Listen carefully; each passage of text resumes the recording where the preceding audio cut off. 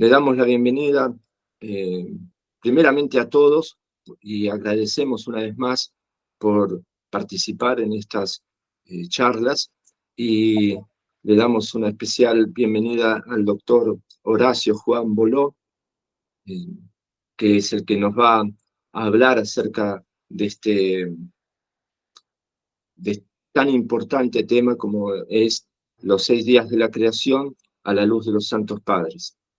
Y el doctor Boló es converso ortodoxo y es de profesión médico, especialista en hematología, un gran médico. Yo lo conozco hace mucho tiempo y en las conversaciones que tenemos tan agradables, me cuenta sobre sus historias y me doy cuenta de todo lo que aportó a la medicina, a sus pacientes en Argentina. Y ahora, como ortodoxo, nos está ayudando muchísimo, principalmente con traducciones. El doctor va a hablar sobre los 6 días de la creación a la luz de los santos padres, y él fue el que tradujo al español este libro, el Hexámeron de San Basilio el Grande, que es la explicación de los 6 días de la creación. Este libro está traducido por él al español, y cualquiera que lo quiera adquirir, no tiene más que escribirnos a la diócesis ortodoxa serbia. Y eh, la dirección es spc.buenosaires@gmail.com. Y también el doctor recientemente tradujo este otro libro tan bueno y tan necesario, porque se trata comentarios sobre la Divina Liturgia, se trata sobre los comentarios de la Divina Liturgia a la luz de los Santos Padres, escrito por un monje del Monte Athos, y el doctor Boló lo tradujo al español y está publicado por la Iglesia Ortodoxa Antioquena. Cualquiera que lo quiera adquirir puede comunicarse con la Iglesia Antioquena o con nosotros y lo podemos hacer llegar. Doctor, él es especialista también en este tema sobre la creación. Dio muchas conferencias durante varios años acerca de esto y contrarrestando la teoría del evolucionismo, y por eso es que le pedimos que nos dé esta charla. Doctor. Bueno, muchísimas gracias. Yo agradezco a Dios con una gracia el que me hayan invitado a dar esta charla. Antes quiero aclarar dos cositas. La primera, que realmente a pesar de que estoy usando audífonos, por ahí no escucho bien, de manera que si establecemos un diálogo al final de la charla, por ahí les voy a pedir que me aclaren, que me soliciten. Y otra cosa importante, la bibliografía sobre este tema y en base a qué bibliografía o videos y demás he construido esta charla es muy vasta. De manera que yo les pediría una cosa: el que esté muy interesado en profundizar estos temas, por favor, escriba mi dirección de correo electrónico y yo les contestaré, si es que puedo contestarle, o iniciaré una investigación para tratar de encontrar una respuesta al tema que ustedes se planteen. Mi dirección de correo electrónico es hjbolo, con B larga, @gmail.com. Bueno, antes, todo acá, por eso me interesa la primera diapositiva que vemos en el cuadro, ¿no? La creación a la luz de la Sagrada Escritura y los Santos Padres. Y el subtítulo dice: todo lo dispusiste según peso, número y medida. Esta frase es tremendamente importante para lo que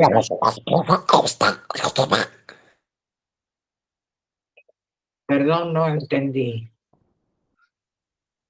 Bueno, esta frase es tremendamente importante para el tema que vamos a tocar, porque en realidad la charla, yo no soy teólogo, no soy un experto en los Santos Padres, el que quiera profundizar sobre esto me escribe y yo le mando el link para leer un libro impresionante de este teólogo norteamericano, Serafin Ross, sobre el tema. Pero a mí me interesa fundamentalmente, hay que entender una cosa, ustedes saben que el evolucionismo y la crítica a la teoría, al Génesis, han sido una de las principales causas de la pérdida de la fe en Occidente. Y esto, por eso la idea mía es tratar de ver cómo en el fondo no existe el más mínimo conflicto entre los descubrimientos científicos y la teología, ¿no? Hay una cosa que es importante, todos los santos padres y los teólogos aconsejan que uno antes de iniciar el estudio del mundo visible, es necesario estudiarlo. Y en ese lugar las ciencias tienen un papel fundamental, si bien tienen sus bemoles y sus problemas y no pueden explicar todo, pero sí, indudablemente, un estudio objetivo, ¿no es cierto?, de la naturaleza nos lleva desde lo visible a lo invisible. Hay algo que yo quiero advertir a todos los que me escuchan. Hay que tener muchísimo cuidado cuando ustedes leen, está demostrado científicamente, porque en general está lleno de imposturas, es decir, definiendo impostura como demostrar científicamente algo que está lejos de ser demostrado científicamente a gente que no sabe lo que es una demostración científica. Y entonces ustedes leen en los diarios, en los periódicos e incluso en muchos de los trabajos científicos, que muchos de ellos son fraudulentos, son mentiras, dibujan los datos y qué sé yo, y además no cumplen con los presupuestos claros de la investigación científica en las ciencias naturales, que son, primero, que tiene que ser un hecho observable; dos, que tiene que ser reproducible; y tercero, que lo posible tiene que ser pasible de un análisis matemático. Por favor, cada vez que lean algún trabajo científico, tengan en cuenta estas tres cosas. Esto es algo importante. La otra cosa que quiero aclarar son dos cosas. Una cosa, no todas las verdades son demostrables racionalmente. Aunque a ustedes les parezca mentira, esta afirmación está demostrada matemáticamente.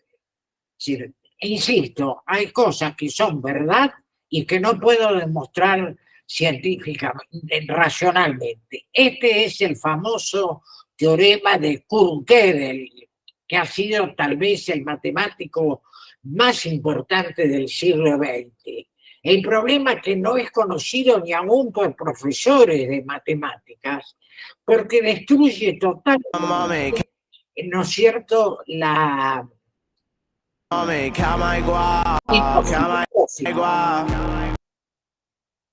acá no sé qué aparece.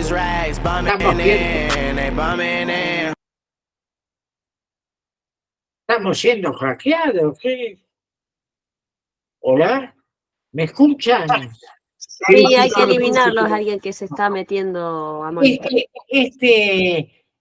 Este matemático trabajó en Princeton y demás, bueno, y era íntimo amigo de Einstein y dialogaba muchísimo. Esto es muy importante, Porque, por ejemplo, yo no puedo demostrar racionalmente que la realidad fuera de mi percepción existe, pero eso es una verdad. No la puedo demostrar científicamente.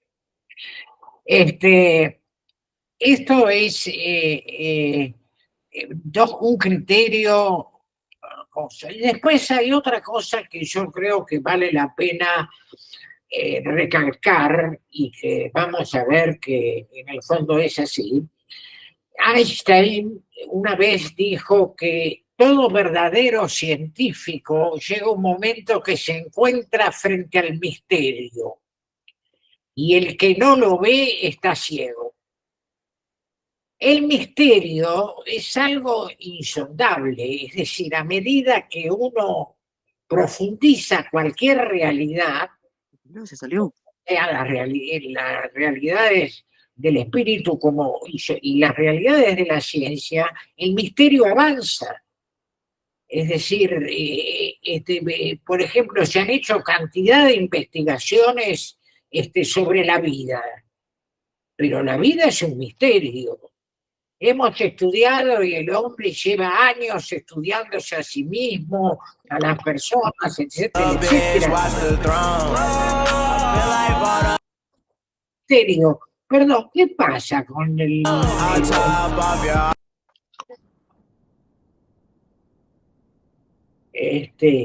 o sea que estos son criterios que hay que tener muy claros, ¿no? Es decir, en el fondo toda esta charla tiene una intención apologética y contra la cultura moderna, ¿no?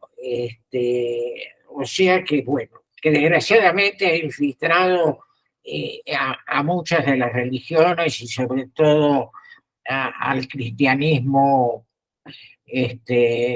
fuera de la ortodoxia, ¿no?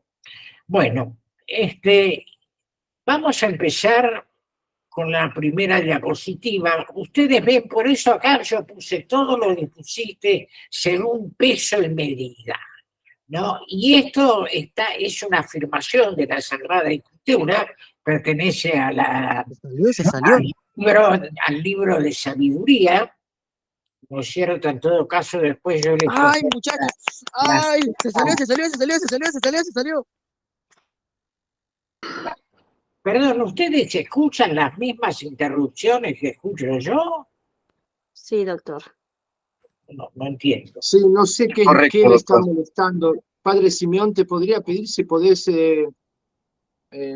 fijarte. Ahora paró. Sí, después deja padre. Gracias. Bueno, si es tan amable, la diapositiva siguiente, que es un poco una repetición. Se salió. Bueno, en este tema que nosotros vamos a hablar, los tres padres de la iglesia más importantes son los padres capadocios. Acá veamos ustedes a San Basilio de Cesarea, A Valiente y a mí nos encanta. ¿no? Leámoslo en conjunto. Nosotros pretendemos examinar la estructura del mundo y contemplar todo el universo, no por la sabiduría del mundo, sino por lo que Dios le comentó a su siervo Moisés cuando él le habló en persona y sin enigmas. Acá esto es importante lo que vamos a ver. Es conveniente que todo aquel que comience a describir la estructura del mundo empiece por el principio de orden que reglan las cosas visibles, puesto que la creación del cielo y de la tierra no es espontánea como algunos han imaginado. Un poco la diapositiva. Como han imaginado. Esto es importante porque acá hay algo que hay que, es decir, a nosotros nos hablan de la fe, pero los que hacen ciencia, el análisis de las ciencias naturales, implica la afirmación o el concepto de que la realidad es racionalmente analizable, ¿no es cierto? Y por eso, ¿y por qué es analizable? Porque lo dispuso todo según peso y medida. Y ya vamos a ver la importancia que tienen las matemáticas en todo esto. Y por otro lado, nos ha dotado a nosotros, en nuestro ser, en nuestra semejanza con la divinidad, ¿no es cierto?, del poder de la razón, la capacidad de poder leer, ¿no es cierto?, la realidad y llegar incluso en gran parte al logos de cada uno de los entes que pueblan el universo. Eso es un acto de fe, ¿no? Los científicos creen en eso, ¿no es cierto? La que sigue, por favor. Detrás de la génesis del todo lo claro, lo que pasa es que los que niegan esto, está mal, esta diapositiva, les pido perdón, ¿no?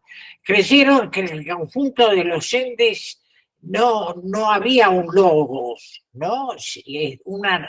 Porque no había una razón industriosa, es decir, que no había un logo, como dice el griego, un técnicos logos, es decir, un logos actuante construyendo la realidad. Esto es una de las cosas fundamentales, es decir, hay un libro de un premio Nobel de biología, Jacques Monod, que analizando sobre todo la vida, pero es aceptable para todo el universo, ¿no es cierto? Los ateos y demás dicen que todo es producto del azar. Ahora, si uno es honesto intelectualmente, ¿no es cierto?, uno diría que aceptar el azar como explicación de alguna realidad es en el fondo aceptar que uno no lo puede explicar. Es decir, si yo veo caer un rayo y no lo puedo explicar y digo que es producto del azar y no de la descarga eléctrica, de las alteraciones de la atmósfera, estoy negándome a explicar, ¿no? Pongo un ejemplo un poco... Chupame la poronga, te digo, chupame la poronga, devolverme mi cuenta de Brawl Star, porque si no te... Es algo realmente molesto, perdón, ¿eh? Estamos siendo hackeados, lamentablemente. Ah, bueno, es un privilegio. Sí, sí. Es un privilegio. Ojalá que nos hackeen, sí, sí. Así alguna vez escuchan la verdad. Bueno, la que sigue, la diapositiva. La diapositiva que sigue. ¿Me escuchan? Sí. La diapositiva que sigue. Por ahí el padre Simeón está... Padre Simeón, ¿escuchás para compartir la diapositiva que sigue?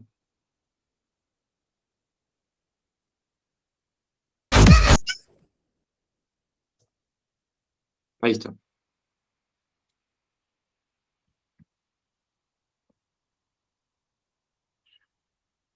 Acá uno de los santos padres que realmente es uno de los más profundos y los más difíciles de entender.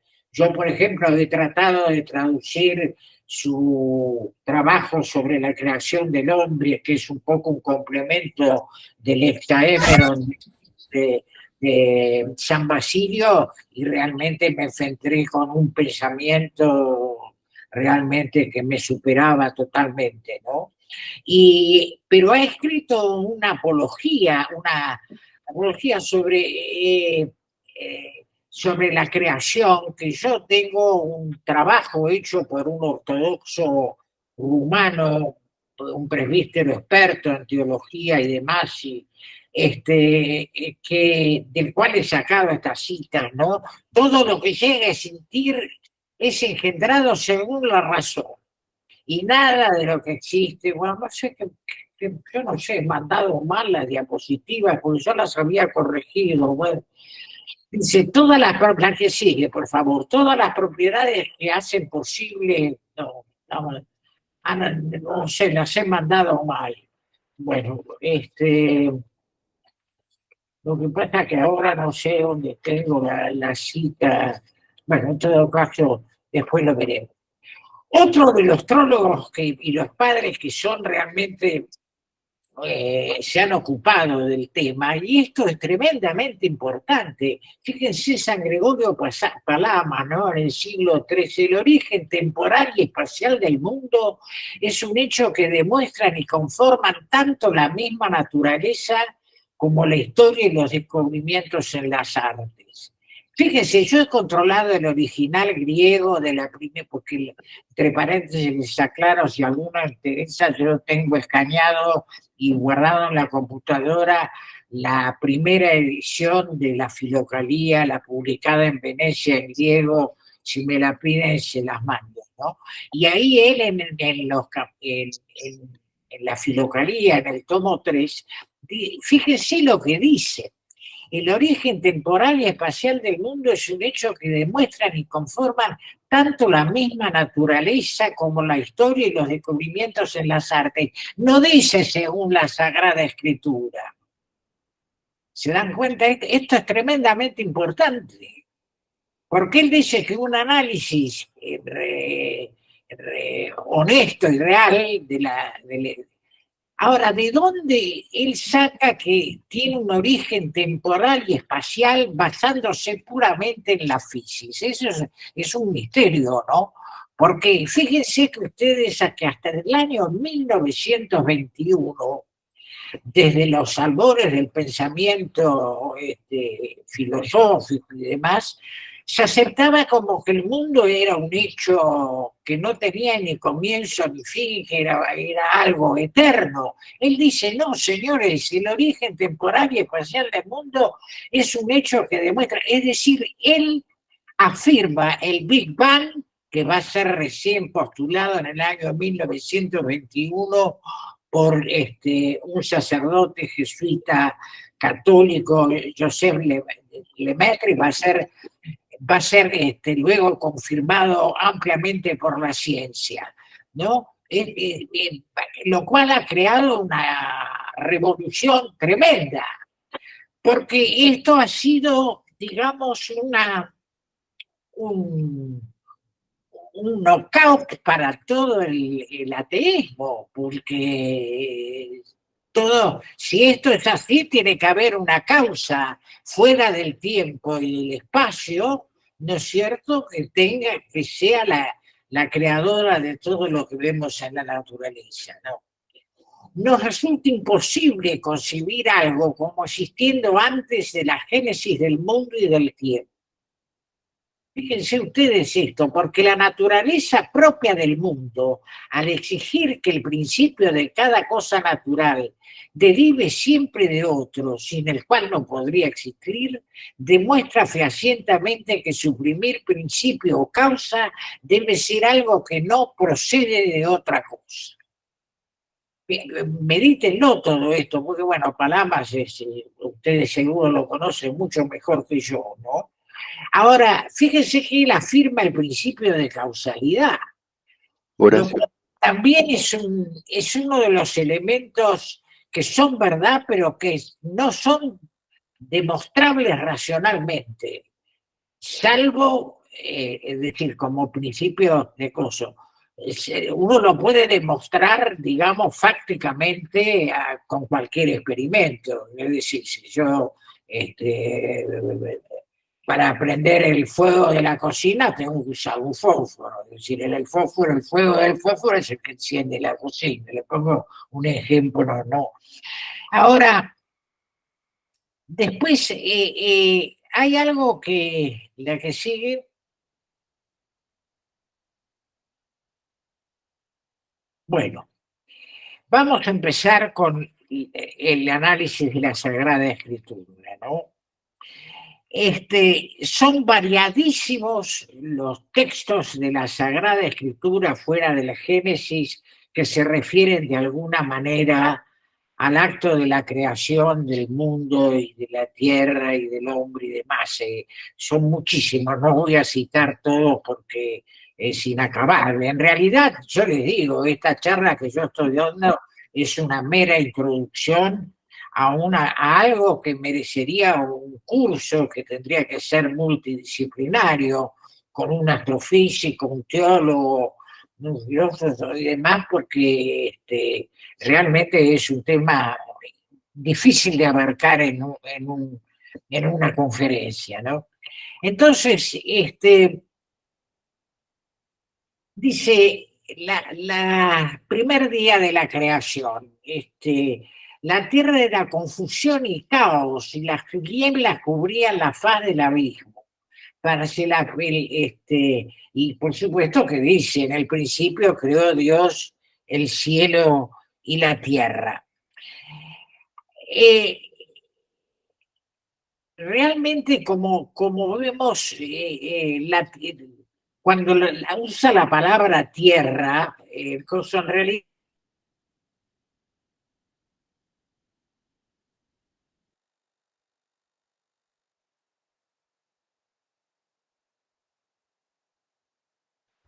por él.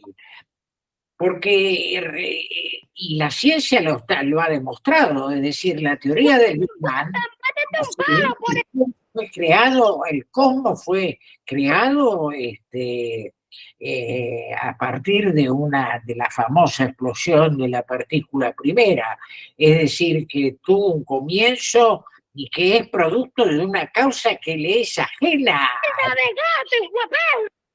Que eso es una de las características de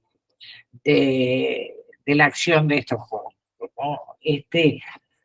La Tierra no tenía forma en la superficie del abismo y el Espíritu de Dios se movía sobre la superficie de las aguas. Esto es importante, ¿no? Es decir, ya vamos a ver cómo es esto, ¿no? Es decir, cuando habla del Espíritu de Dios sobre las aguas y qué sé yo acá, inclusive esto sería muy interesante conversarlo con alguno de los sacerdotes, obispos y demás y teólogos, porque a mí me parece que eso que está flotando ahí arriba, ¿no es cierto?, es una de las energías increadas, ¿no? Es decir, pero eso sería para discutir, ¿no? Y Dios crea la luz y llama luz a la luz día y a las tinieblas noches, y fue el primer día. Acá una aclaración, cuando dice Dios crea la luz, se refiere a la luz. Ustedes piensen una cosa, ¿no? Primero, que la luz es invisible. Nosotros vemos el efecto que es cuando la luz se enfrenta con un objeto, con una materia, y entonces ahí la ilumina, pero a la luz, a ella misma, es absolutamente invisible. Y además hay una cosa que es interesante, porque es decir, uno tendría que decir que él disemina esta energía una energía sobre todo el universo, porque hay muchos físicos actuales que piensan que la luz podría tener un efecto creador de materia, porque acá hay un concepto que hay que tener. Toda la creación va a ser de alguna manera la transformación de energía en materia. Porque de acuerdo a la ecuación de Einstein, ¿no es cierto?, la energía es igual a la masa por el cuadrado de la luz. Es decir, y uno puede despejar la luz, ¿no es cierto?, y poner que la luz es igual a la energía por la masa, ¿no? Es decir, ahora, y tal es así que se ha probado que se puede transformar la energía en materia.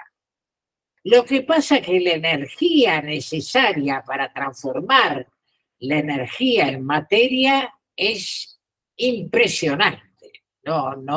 Nosotros no la podemos ni concebir. Por otro lado, es decir, que ya la aparición de la materia, digamos, como creación, plantea un problema realmente de mucho peso. El día 2 dice, separó las aguas por debajo y por encima del firmamento. Esta es una frase bastante críptica. Dice, júntense en un lugar las aguas que quedan bajo el cielo y aparezca lo seco. Llamó Dios a lo seco tierra y a la reunión de las aguas llamó mares. Después sigue el texto. Ahora, ¿podemos ir más abajo a la diapositiva que sigue? Bueno, acá está una cosa que es importante. ¿Cómo sería la tierra al principio de la creación? Tiene un centro que es absolutamente informal, es decir, una materia que no tiene absolutamente ninguna forma y que está cubierta de agua. Pero a su vez, ¿no es cierto?, tiene un firmamento, es decir, hay un espacio que teóricamente está vacío y hay aguas por encima, es decir, que rodeando la Tierra hay una doble capa de agua, ¿no es cierto?, separándolas entre ambas. No, esto hace, y esto es importante, la luz no puede penetrar, digamos, la capa de agua por la densidad de esas tinieblas, ¿no?, de las que producen la Tierra. Entonces, va a ser necesario, para todo lo que sigue, que las aguas que están en las más externas, las que están, es decir, aguas que rodean la cáscara de la Tierra, y después las aguas que rodean todo eso, que son las aguas del firmamento. Entonces va a tener que haber algún fenómeno por el cual, ¿no es cierto?, las aguas del firmamento, las aguas superiores, desaparezcan. ¿Me entienden? Muy bien. Ahora, yo no sé si puede ir hacia el final de toda la presentación, porque acá hay una cosa que es tremendamente importante. Siga más abajo, por favor. No hay más abajo. No hay más abajo, no le llegaron las otras. Bueno, realmente, perdónenme, la parte informática de las diapositivas están. Acá están.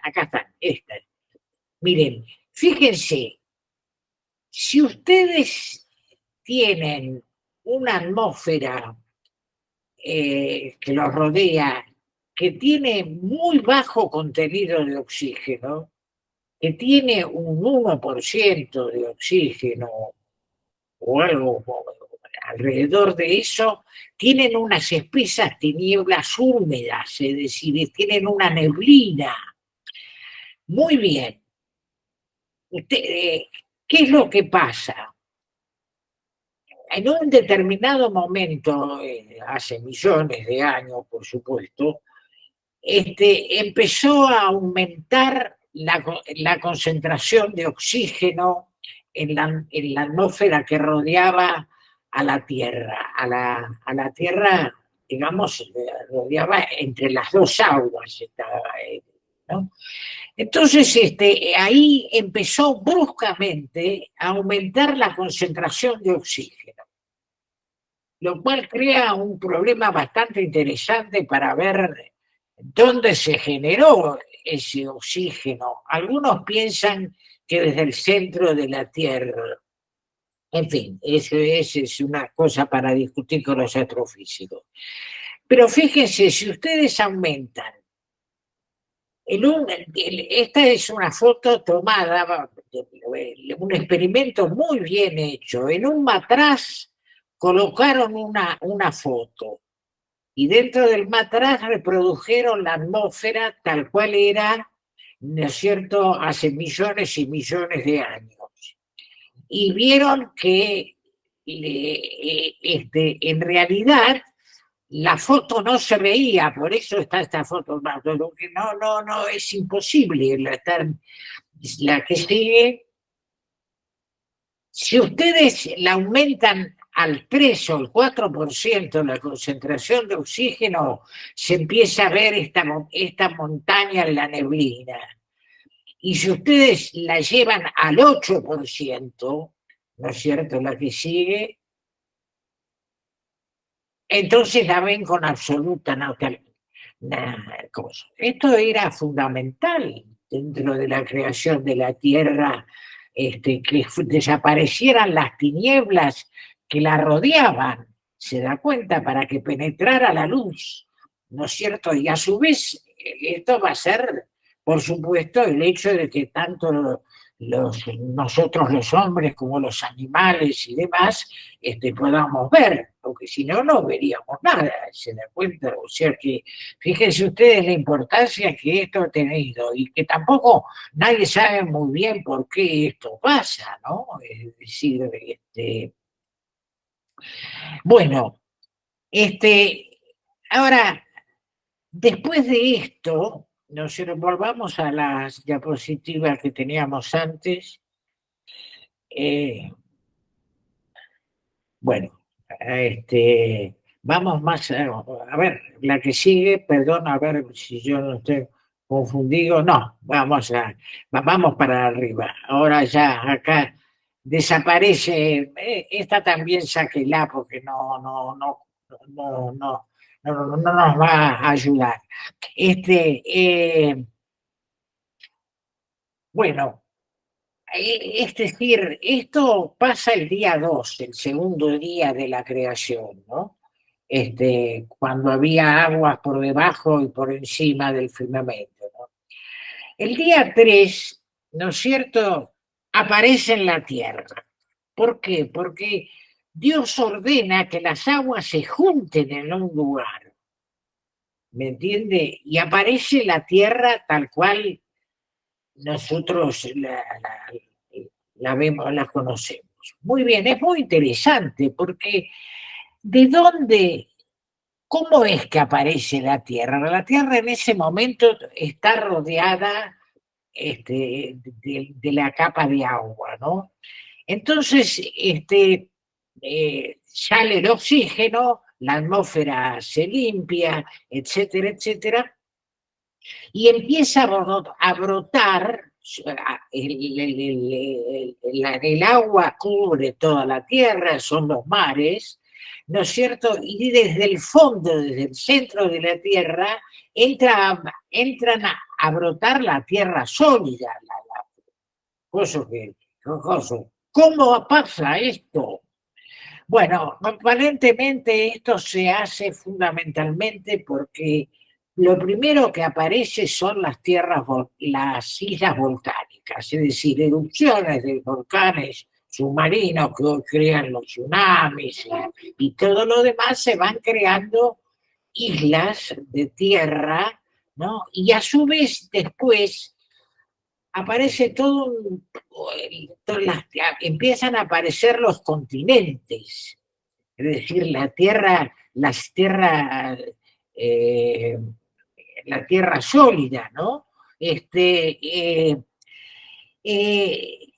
Y es interesante que acá otra vez interviene el problema del oxígeno, porque el crecimiento de la tierra firme, es decir, se debe fundamentalmente, o esto por lo menos está vinculado, si hay una relación causa-efecto es muy difícil de probar, ¿no? Es porque aumenta la concentración del oxígeno y llega hasta el 10%, y esto aparentemente, vaya a saber por qué misterios, ¿no es cierto?, se correlaciona muy bien con el aumento de como si fuera la fusión de las islas volcánicas y demás, se forman los continentes, ¿no? Y a su vez por todos los movimientos tectónicos que se van produciendo en esas masas. Esto, aunque parezca un mito, un delirio, ha sido demostrado científicamente. Y hay grandes geólogos que dicen que sí, que la Tierra empezó desde cero, ¿no? Es decir, y luego se fueron formando esto, ¿no? Ahora, las aguas, era fundamental que aparece la tierra, ¿no es cierto? Por esto que mencionó. Después aparecen los peces y las aves, aparecen los animales en el día cuarto, junto con las luces en el cielo. Y acá hay una cosa que es tremendamente importante, que hayan aparecido las luces en el cielo. Porque esto va a tener que ver con el comienzo de la vida. Porque la vida, ¿no es cierto?, nace juntamente, necesita, ¿cómo hacen los seres vivos para que aparezcan los seres vivos? Ustedes saben que los seres vivos, juntan toda su energía que le utilizan durante su vida, la obtienen de la fotosíntesis. Por eso es que, y eso no lo tenemos nosotros los hombres ni los animales, solo lo tienen las plantas. De manera que nosotros somos un poco parásitos, ¿no es cierto?, de las plantas. Entonces era necesario que apareciera, ¿no es cierto?, la luz en el cielo, ¿no es cierto?, probablemente se refiera al sol, porque entonces empieza a aparecer el primer ser vivo. Y es interesante porque esto está demostrado paleontológicamente. El primer ser vivo, el más antiguo de todo, estaba en el mar y son las esponjas marinas, que tenían la particularidad, ¿no es cierto?, de captar oxígeno que había en el agua, ¿no? Y después el ser vivo un poco más avanzado es una bacteria, que son las llamadas cianobacterias, que tienen un pigmento especial para hacer la fotosíntesis, ¿no? La primera era una que se llama Planetomycetota, que es una bacteria gran negativa, ¿no es cierto?, flagelada, que se encuentra en el agua. Y es decir, que la vida de los seres vivos empiezan en el agua. Y los peces, y bueno, y a su vez en los mares también por reacción de la creación aparecen los peces, ¿no? Los peces y las naves, ¿en qué se diferencia un vegetal de un animal? Y principalmente en que los animales, todos, tienen alma,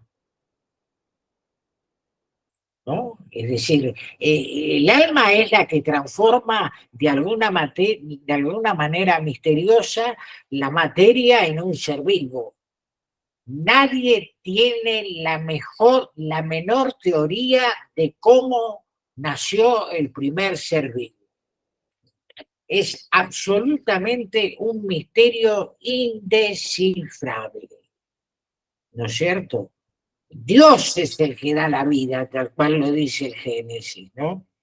Y entonces, ante la llegada, desaparecen las tinieblas del firmamento, llega la luz y demás, y se produce una gran explosión de vida animal, sobre todo en los mares, que se conoce como la explosión de Ávalo, que va a ser la anterior a la llamada explosión del Cambriano. Y ahí solo hay seres marinos y demás, pero después cuando viene la famosa explosión del Cambriano, 200, 300 millones de años después, ¿no es cierto? Ahí aparecen todas las formas y los antecesores, o digamos, todas las formas de los seres vivos. No voy a entrar en esto. El que le interese, tengo un curso sobre evolucionismo donde se analiza a fondo de este tipo, ¿no? Fíjense ustedes que inclusive el hecho de que haya aparecido la luz, que a través de las luminarias del cielo, el sol, la luna también tiene una cosa muy importante, un factor muy importante en la aparición de la vida, que no puedo entrar en muchos detalles todavía, ¿no? Y entonces, otra cosa que quiero decir es que continuamente con todo este proceso en la Tierra se produce un calentamiento, la Tierra se calentó, ¿no? Ahora, yo quiero citar un texto eh, que es importante, que vuelve un poco para atrás, ¿no? Dice, sí, fíjense ustedes, Isaías, tomen nota, 44:24. Dice, yo el Eterno he hecho todas las cosas, extiendo todas las cosas, yo solo despliego el cielo. Y esto lo va a repetir también, va a aparecer también en el libro de Job, que uno dice, pero algunos dicen que el libro de Job, algunos paleógrafos, perdón, sí, los que se dedican a la Sagrada Escritura, escrituristas, que el libro de Job habría precedido en 400 años a la aparición, a la redacción de Moisés del Génesis, ¿no? Y Job, Job ya también dice esto, ¿no? Dice en el segundo capítulo, 9, en el segundo libro, capítulo 9, versículo ese, yo solo extiendo los cielos. Muy bien, miren, esto es increíble, supera la imaginación. Ustedes fíjense que todo el universo, la galaxia, las estrellas son producto de la gran explosión del que produjo el Big Bang. Y se expandieron por el universo. Pero lo increíble, porque con los nuevos estudios astronómicos y astrofísicos, ¿qué cosa? Las planetas y las galaxias se están separando más velozmente que al principio, lo cual contradice totalmente la mecánica de una explosión, ¿no? La hecho de una explosión, es decir, va perdiendo fuerza y, bueno, las cosas caen y demás. Hay fotos, ¿no es cierto?, con los nuevos fotos de dos galaxias que están casi pegadas y tomado esto, qué sé yo, 5, 6, 7 millones de años, las mismas galaxias se han separado. Ahora, si un cuerpo que tiene masa, como son los astros y todo lo demás, se mueve incluso más velozmente que antes, ¿de dónde surge esa energía que hace que los empuja? Bueno, eso es la energía oscura. La energía oscura se descubrió en el año 1999 y se la llama oscura porque no emite ni luz ni calor, ni es una onda, no, se define y esto hace que esta energía constituye el 71% del universo, que nosotros consideramos vacío. En el fondo está la energía oscura, ¿no? Este es uno de los misterios más grandes que existe, porque ¿qué es la energía oscura? Es lo que yo hablaba hace un poco al principio, para mí es una de las energías increadas, ¿no? Ahora, los que descubrieron la energía oscura, precisamente, también se la conoce como constante cosmológica, ¿no? Pero los que describieron la energía oscura dicen, un agente desconocido, más allá del espacio y el tiempo, interviene en la historia del universo, Fíjense que dicen lo mismo que San Gregorio Palamas y que los Santos Padres, ¿no? O sea, que fíjense ustedes, ¿no?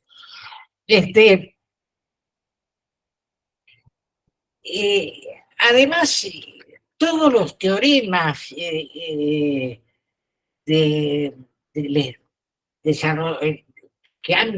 han, desde el punto de que han estudiado la parte de astrofísica y demás, coinciden en que ya, dice, con las pruebas actuales, y esto lo dice uno de los más grandes científicos y astrofísicos, que es el profesor Alexander Belekin, un ruso, director nada menos que el Instituto de Cosmología de la Universidad de Tufts. Dice, con las pruebas actuales ya no es posible ocultar, ya no es posible sostener un pasado eterno del universo. No hay escapatoria. Todos los científicos actuales tienen que enfrentarse con el problema de un comienzo del cosmos. Y si hay un comienzo en el cosmos, como decíamos antes, un agente desconocido, más allá del espacio y del tiempo, interviene en la historia del universo. O sea que esto, indudablemente, ahora, la otra cosa, y con esto ya vamos a habría mucho más para hablar, pero bueno, no sería abusar de vuestra atención. Otra cosa que ha llamado poderosísimamente la atención es un tema con el que yo no voy a hablar, ¿no? Si bien está en el Génesis, que es la creación del hombre. Porque es un problema extremadamente complejo. Creo que lo mejor que han escrito los santos padres sobre esto, indudablemente, es el tratado de San Gregorio de Niza, que ha traducido mi amigo Sergio Boyakov, y esperemos que algún día se publique, porque es un tratado fundamental, de muy difícil lectura, ¿no? Como es todo San Gregorio de Niza, ¿no?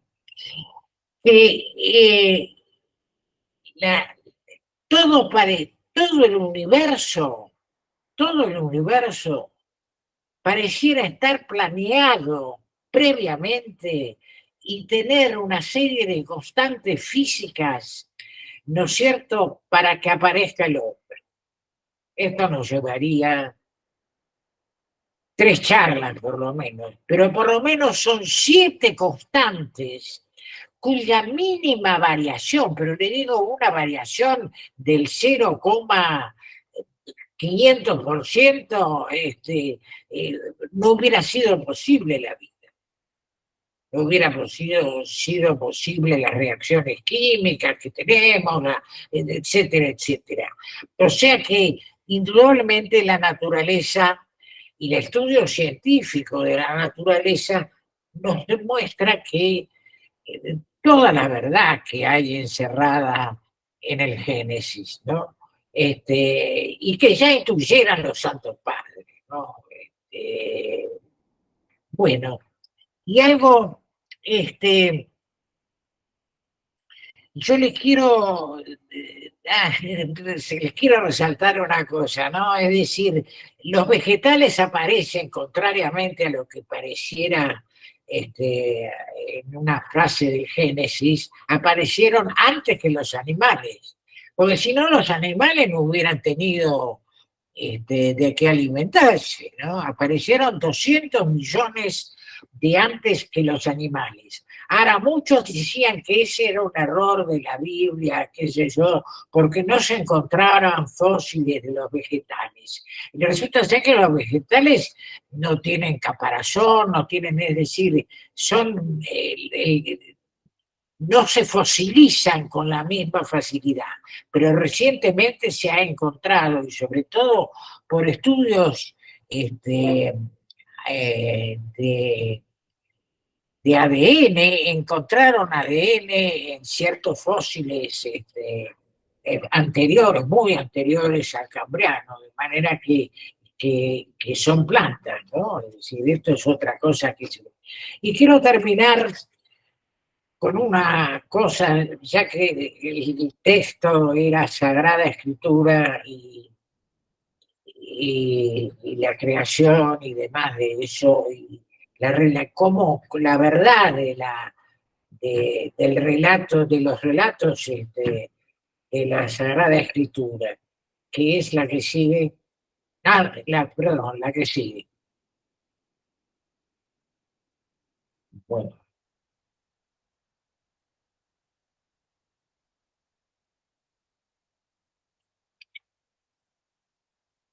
La que sigue, la que sigue. Acá, paremos. Fíjense esto. En este momento parece ser que la ciencia nunca podrá levantar la cortina sobre el misterio de la creación. Para el científico que ha vivido de su fe en el poder de la razón, la historia termina como una pesadilla. Atrepado por las montañas de la ignorancia, está a punto de conquistar el pico más alto y conforme se encarama sobre la última roca, le da la bienvenida a un grupo de teólogos que llevan allí sentados durante siglos. Ahora vemos cómo la evidencia astronómica lleva una concepción bíblica sobre el origen del mundo. Los detalles difieren, pero los elementos esenciales y los relatos de la astronomía y de la Biblia sobre el Génesis, que comenzó repentina y agudamente en un momento definitivo, en un relámpago de energía. Esto lo escribe un astrofísico, doctor astrofísico, asesor de la NASA. Y esto lo escribe en el año 2010, la que sigue. Pero hay otro, Arno Penzias, científico ganador del Premio Nobel de Física en 1978, co-descubridor de la radiación cósmica básica de las microondas, que proporcionó un fuerte soporte a la teoría del Big Bang. Los mejores datos que tenemos son exactamente los que yo hubiera dicho si no hubiera tenido más que basarme en los 5 libros de Moisés, los Salmos y la Biblia en general. Esto está citado nada menos que en Llaves del Universo de Brown, ¿no? Y estas dos últimas citas yo las he sacado del libro de Francis Collins, que fue el que descifró el genoma humano, nada más, y que se llama ¿Cómo habla Dios?, ¿no? O sea que, bueno, y ahora un suplemento, pero que para mí me parece importante, que es el Santo Sudario. ¿Por qué? Porque realmente, por lo menos para muchos, y entre ellos me cuento, mi fe es un hecho histórico. Es decir, no es un producto de la relación de la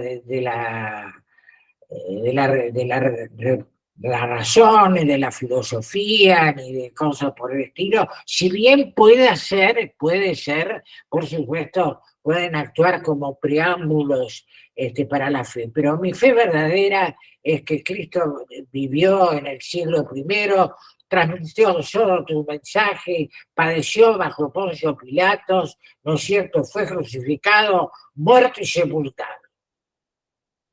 Bueno, y la fe, como dice muy bien San Pablo, creo que es, si no creo en la resurrección, vana es nuestra fe. Y acá ustedes tienen la prueba de la resurrección. El Santo Sudario, yo les puedo dar, pero cantidad de artículos, ¿no es cierto? Incluso ya hay algunos que están empezando a racionalizar la resurrección diciendo que la mecánica cuántica podría explicarla, pero bueno. Pero ustedes tienen acá el análisis científico, ¿no es cierto?, de la Tierra, del cosmos y qué sé yo, ha llevado lisa y llanamente a aceptar la revelación de la Sagrada Escritura. Y esto, ¿no es cierto?, es ustedes no tienen ni idea de la cantidad de estudios científicos que se han hecho sobre esto, ¿no es cierto?, que confirman totalmente el relato evangélico. Bueno, y con esto termino. Muchas gracias por su atención. Recuérdenlo, hjbolo@gmail.com es mi mail, me hacen todas las preguntas que quieran.